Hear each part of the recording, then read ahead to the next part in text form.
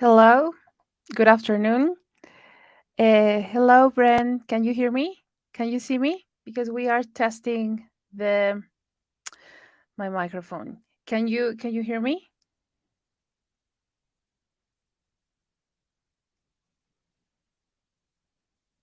Okay, so we are waiting.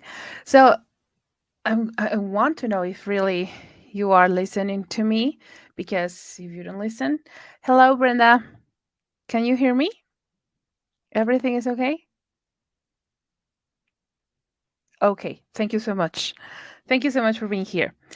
Well, so in this live, I want to talk about something that is really important. And when you are non-native speaker of English, there's something that always happens. And the thing is that this concept, thinking English, is always here, there, and everywhere. But what is thinking English itself?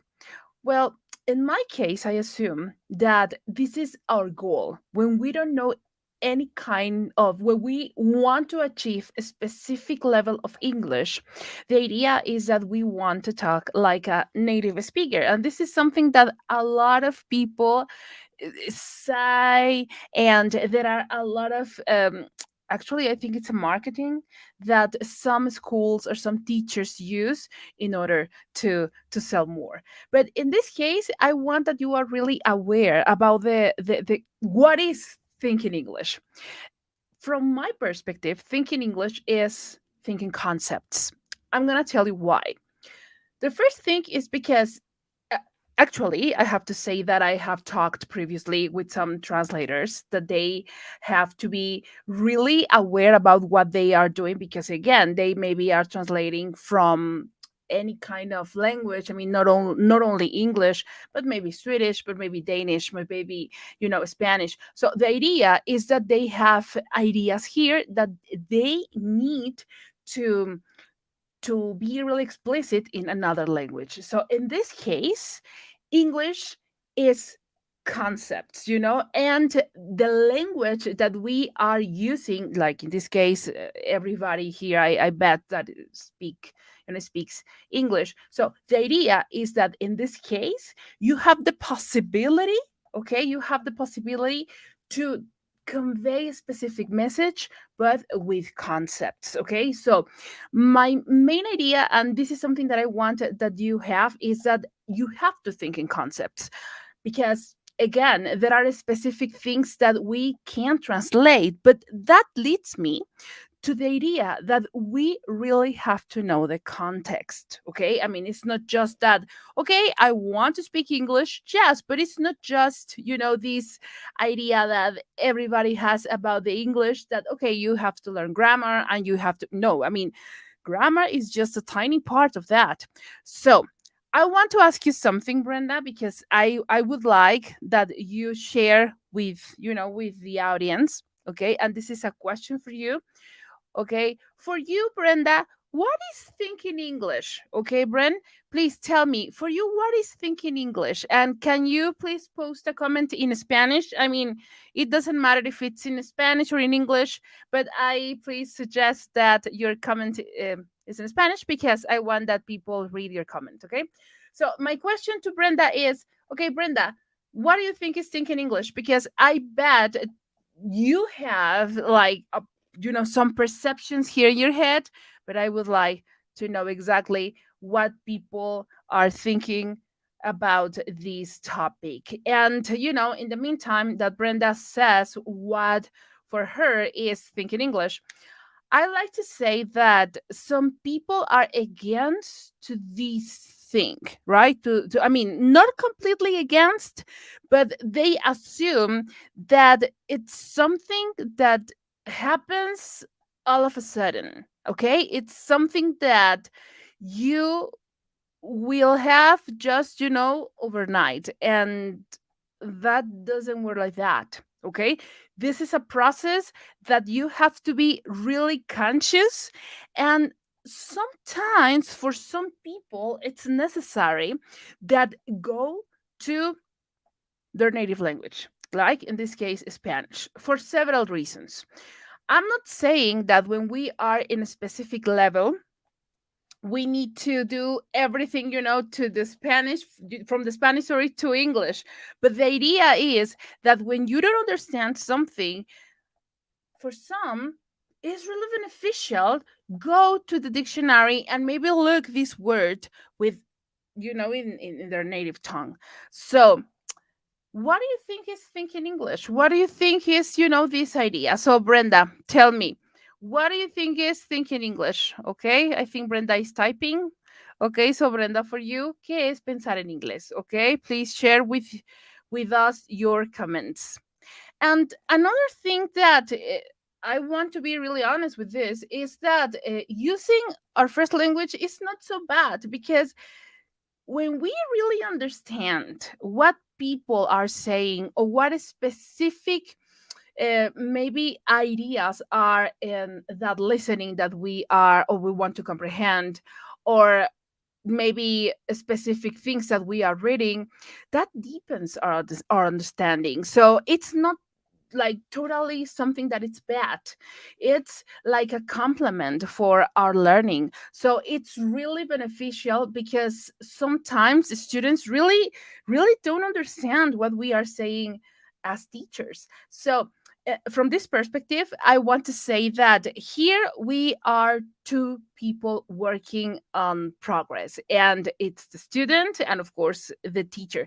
So for me, I have to say that there are a lot of frameworks where we have, in English teaching, so we can use them in our favor, and of course, see results, because when they are beginners, or when they are starting in this English world, sometimes for some that they really want to know, or they really want to learn a second language, sometimes it's not easy as maybe other students. So it is important that we, as teachers, we see that part and we help them. How? Well, first, open our mind, because again, it's not just that, okay, don't do that, don't maybe open our mind again, because again, sometimes we tend to think that there are specific methods, so there are specific like aspects that we have to put aside, and that doesn't work like that. We have to see exactly how they feel better. I mean, are the students, or how they feel better, and how maybe they really need, because some people really want to know what is the meaning of a specific word, right? Or actually, if you see that maybe doesn't exist any match with another word in Spanish, that's totally legit as well, right? Okay, so okay, yes, okay, right. I mean, like you were saying, Brenda, right? El progreso, right? I mean, it's something that it's not difficult, right? As long as you practice, right? En el inglés, always, guys, siempre tienen que estar practicando, right? Thinking English is thinking concepts, but as well, you know, thinking English is a process. Again, that doesn't happen overnight, okay? That's something that you have to be really conscious. And the second thing is that you have to be really aware about the things that you are saying. Why? Because let me tell you something that always happens, and it's about pronunciation. Some people say, for me, it's really difficult, because sometimes pronunciation, I think it's not my thing. And maybe if I started, younger, that maybe could be easier, but I'm not sure. And I have to say that, yes, it's it could be real, but if you are practicing every day and you really are exposed to this language, you can achieve whatever you want. I mean, and something that I want to be honest is that we are not looking for, for accent reduction, for reduces your accent. I mean, this is not like working towards that, but something that I want that you focus on is that you really work for clarity. That's something that all native speakers, all non-native speakers, sorry, all non-native speakers of English have to work, okay? And another thing that is important for to know about this idea of thinking English, translation is something natural that all human beings are doing, okay? Why? Because in this process that we want to understand what happens, it is really beneficial to us that we can deep in specific topics. If you want tips, if you want like advice about, some advice about what we can do in order to think in English, there are a lot of resources on internet, but I have to say that the most important is that you have like a schedule, and with this schedule you can work, okay, and you see specific like topics that you want to, be really aware, right? And maybe in your bedroom you have to set like context, right? Context, specific places, why you want to talk about it. And the most important is that you are really understanding that part, okay? So maybe if you are in your bedroom and this is, your daily basis, you can go, you can see what maybe, things that are there or items that you can find in your bedroom, how you can say that in English. We can, learn from that. But when we are in intermediate level, the thing is that you have to speak, but in concepts again. And I think it's the same, just, different level. But when you are intermediate, the thing is that you have to be really, really conscious about that. You will, when you are there, when you are facing the music, when you are facing the real world, you will be able, or you have to be able to speak in another language, and you have the possibility, and you have the several, this, you will have the chance to talk about several topics, because that's the most important thing, okay? Well, so that's it for now. The idea, and to wrap it up, is that thinking English is thinking concepts.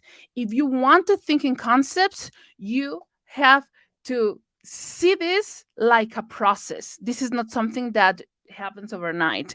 This is something that you are building up, and you have to practice. And please don't feel that when you are translating, or because you don't understand something and you have to understand, these words or maybe this expression from the context, is always certain. I mean, sometimes is, sometimes isn't. So please don't go in life with paradigms and see that maybe specific things are true and another, maybe another idea that you have maybe is wrong. No, always be open about whatever works for you, okay? Thank you so much, Brenda, for being here. And that's it for today, okay? Thank you, guys. See you in the next live. Thank you, Brenda. Bye.